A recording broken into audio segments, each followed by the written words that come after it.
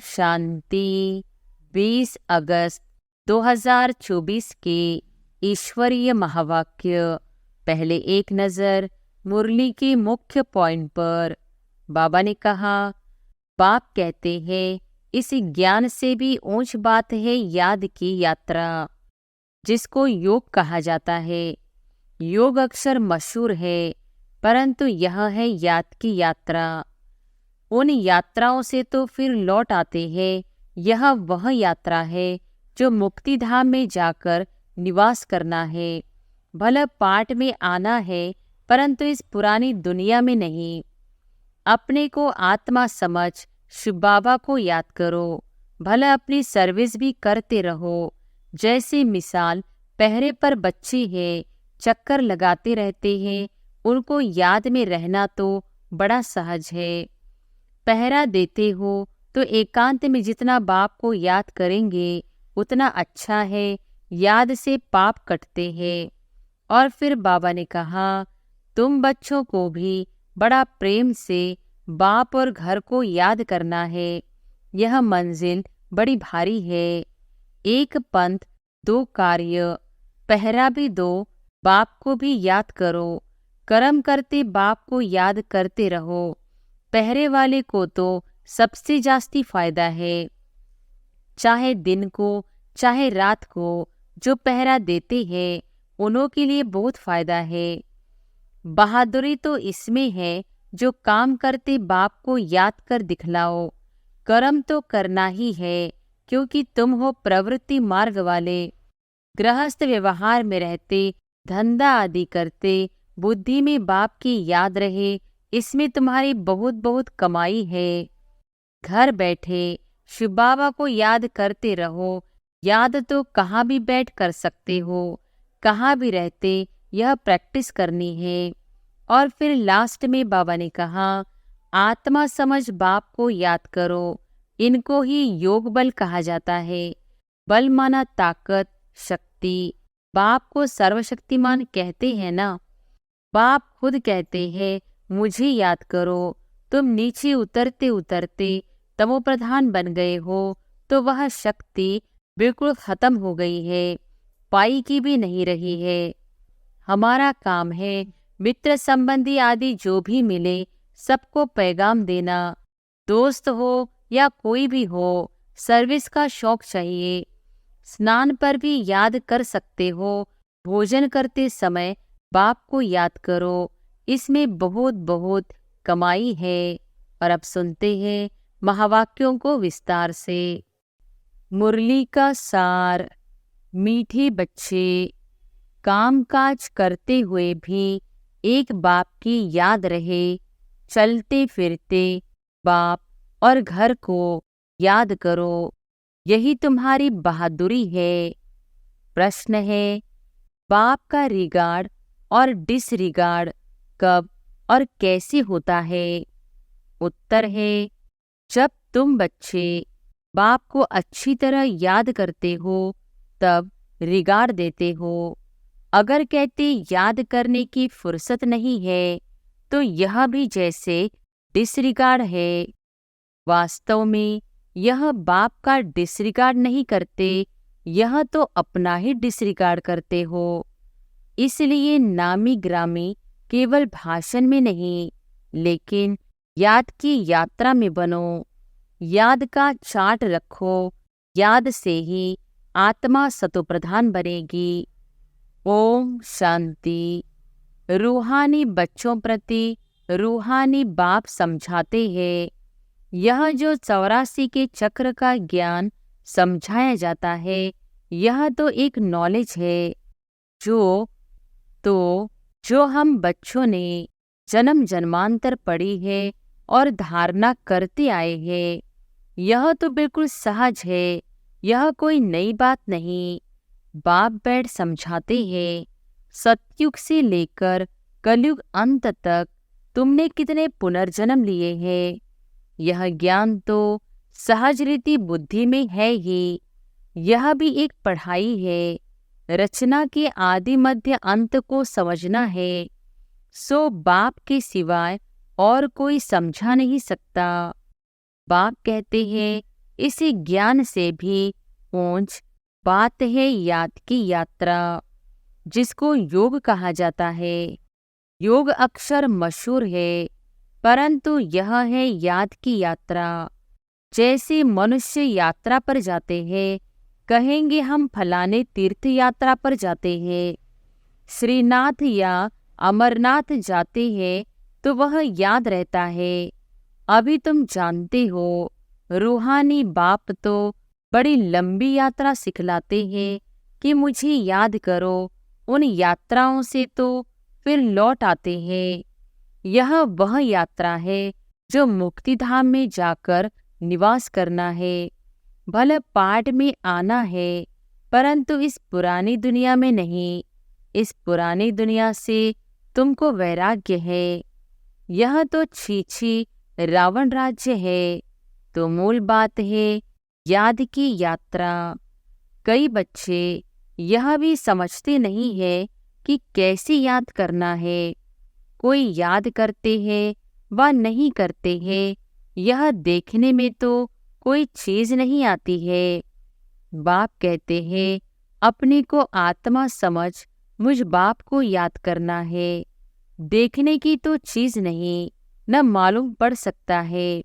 यह उस अवस्था में कहाँ तक याद की यात्रा में कायम रहते हैं, यह तो खुद ही जाने। युक्ति तो बहुतों को बताते हैं। कल्याणकारी बाप ने समझाया है, अपने को आत्मा समझ शिव बाबा को याद करो। भला अपनी सर्विस भी करते रहो। जैसे मिसाल पहरे पर बच्चे हैं, चक्कर लगाते रहते हैं। इनको याद में रहना तो बड़ा सहज है। सिवाय बाप की याद के और कुछ याद नहीं आना चाहिए। बाबा मिसाल दे बताते हैं, उस याद के यात्रा में ही आए जाए। जैसे पादरी लोग जाते हैं, कितना साइलेंस में जाते हैं, तो तुम बच्चों को भी बड़ा प्रेम से बाप और घर को याद करना है। यह मंजिल बड़ी भारी है। भक्त लोग भी यही पुरुषार्थ करते रहते हैं, परंतु उनको यह पता नहीं है कि हमको वापिस जाना है। वह तो समझते हैं जब कलयुग पूरा होगा तब जाएंगे। उनको भी ऐसे सिखलाने वाला तो कोई है नहीं। तुम बच्चों को तो सिखलाया जाता है। जैसे पहरा देते हो, तो एकांत में जितना बाप को याद करेंगे उतना अच्छा है। याद से पाप कटते हैं। जन्म जन्मांतर के पाप सिर पर है। जो पहले सतोप्रधान बनते हैं, राम राज्य में भी पहले वह जाते हैं, तो उनको ही सबसे जास्ती याद की यात्रा में रहना है। कल्प कल्प की बात है, तो इनको याद की यात्रा में रहने का अच्छा चांस है। यहाँ तो कोई लड़ाई झगड़े की बात ही नहीं है। आते जाते अथवा बैठते एक पंथ, दो कार्य, पहरा भी दो, बाप को भी याद करो। कर्म करते बाप को याद करते रहो। पहरे वाले को तो सबसे जास्ती फायदा है। चाहे दिन को चाहे रात को जो पहरा देते हैं, उन्हों के लिए बहुत फायदा है। अगर यह याद रहने की आदत पड़ जाए तो बाप ने यह सर्विस बहुत अच्छी दी है। पहरा और याद की यात्रा, यह भी चांस मिलता है बाप की याद में रहने का। यह भिन्न भिन्न युक्तियाँ बताई जाती है याद की यात्रा में रहने की। यहाँ तुम जितना याद में रह सकेंगे उतना बाहर धंधे आदि में नहीं। इसलिए मधुबन में आते हैं रिफ्रेश होने। एकांत में जाकर एक पहाड़ी पर बैठ याद की यात्रा में रहे। फिर एक जाए व दो तीन जाए, वहाँ चांस बहुत अच्छा है। यही मुख्य है बाप की याद। भारत का प्राचीन योग मशहूर भी बहुत है। अभी तुम समझते हो इस याद की यात्रा से पाप कटते हैं। हम सतोप्रधान बन जाएंगे। तो इसमें पुरुषार्थ बहुत अच्छा करना है।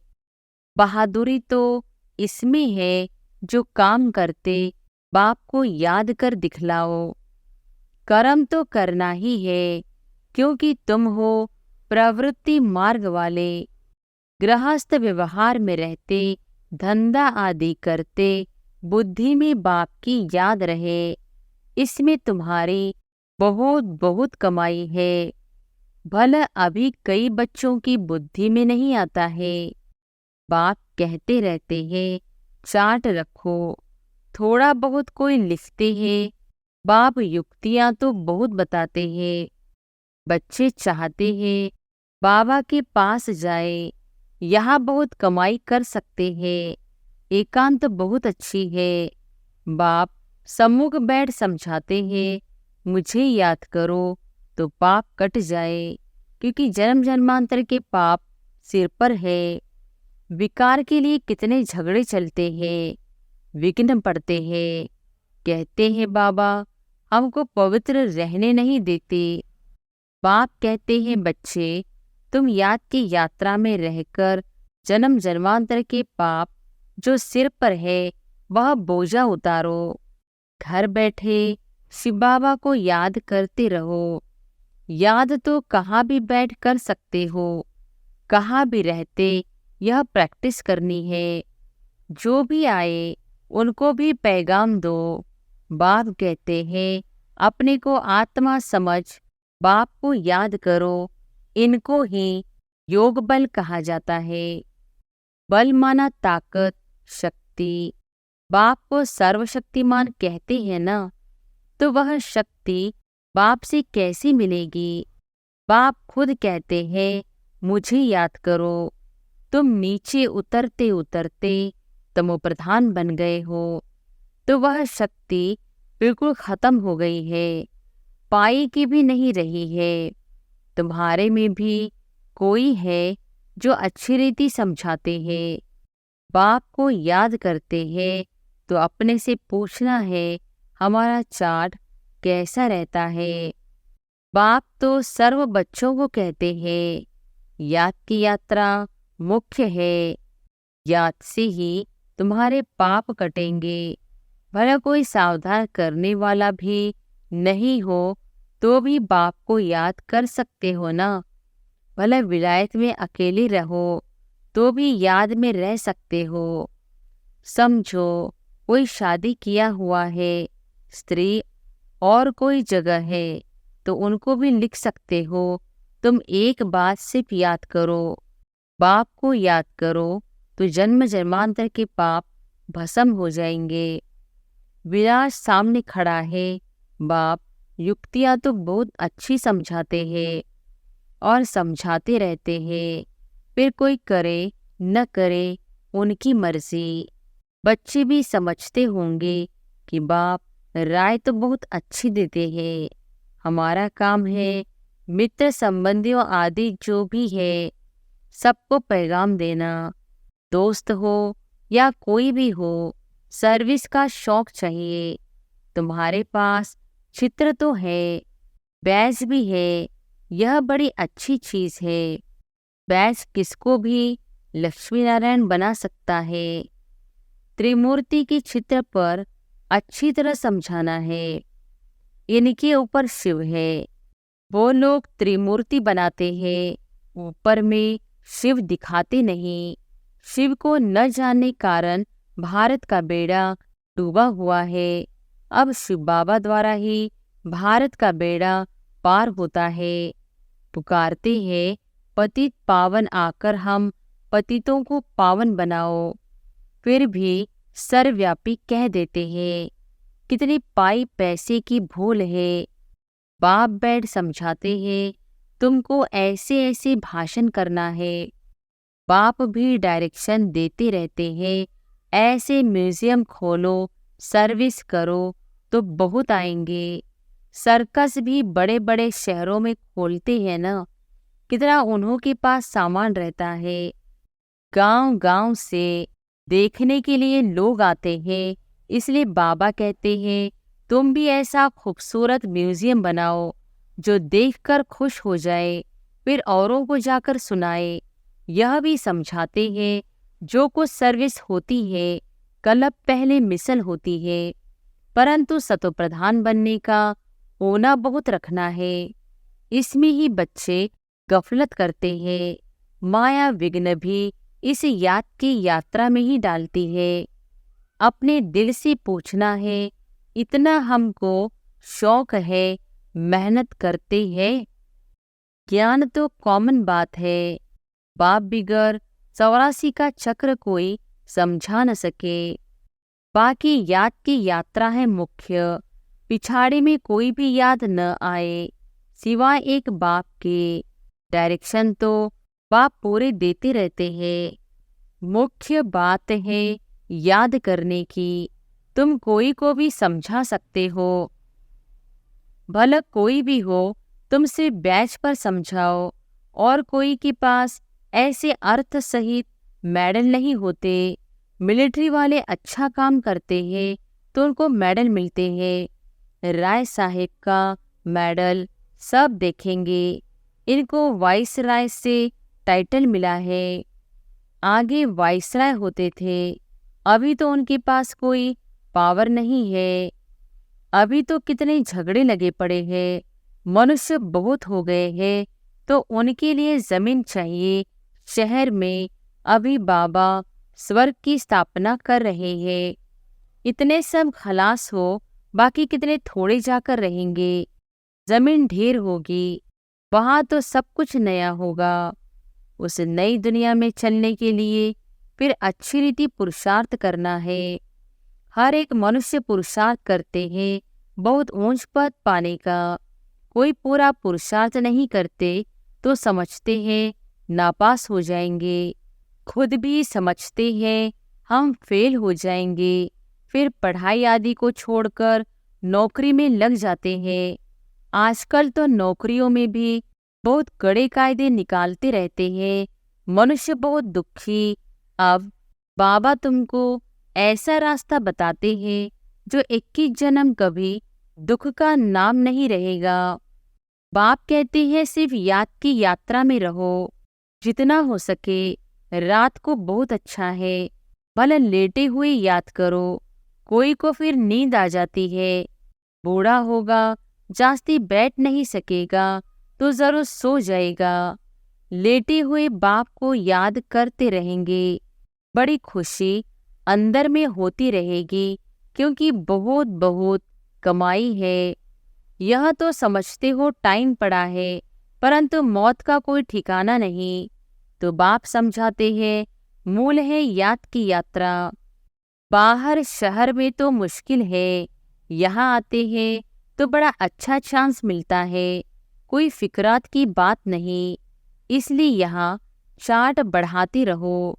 तुम्हारे कैरेक्टर्स भी इससे सुधरते जाएंगे। परंतु माया बड़ी दुष्टर है। घर में रहने वालों को इतना कदर नहीं रहता है जितना बाहर वालों को है। फिर भी इस समय गोपों की रिजल्ट अच्छी है। कई बच्चियां लिखती है, शादी के लिए बहुत तंग करते हैं, क्या करे। जो बहुत सेंसिबल बच्चियां होंगी वह कभी ऐसे लिखेंगी नहीं। लिखती है तो बाबा समझ जाते हैं रीढ़ बकरी है। यह तो अपने हाथ में है जीवन को बचाना। इस दुनिया में अनेक प्रकार के दुख है। अब बाबा तो सहज बताते हैं, तुम बच्चे तो महान भाग्यशाली हो जो आकर साहिबजादे बने हो। बाप कितना ऊंच बनाते हैं, फिर भी तुम बाप को गाली देते हो, सो भी कच्ची गाली। इतने तमोप्रधान बने हो जो बात मत पूछो। इससे जास्ती और क्या सहन करेंगे। कहते हैं ना, जास्ती तंग करेंगे तो खत्म कर देंगे। तो यह बाप बैठ समझाते हैं। शास्त्रों में तो कहानियां लिख दी है। बाबा युक्ति तो बहुत सहज बताते हैं। कर्म करते हुए याद करो, इसमें बहुत बहुत फायदा है।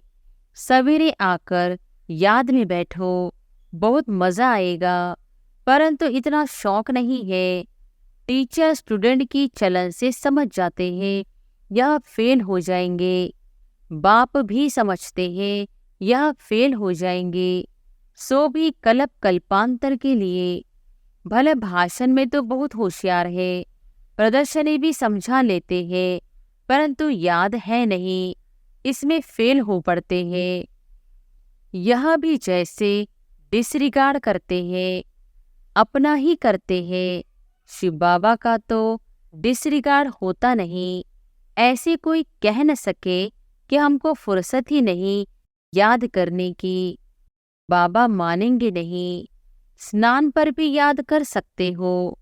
भोजन करते समय बाप को याद करो, इसमें बहुत बहुत कमाई है। कई बच्चे सिर्फ भाषण में नामी ग्रामी है, योग है नहीं। वह अहंकार भी गिरा देता है।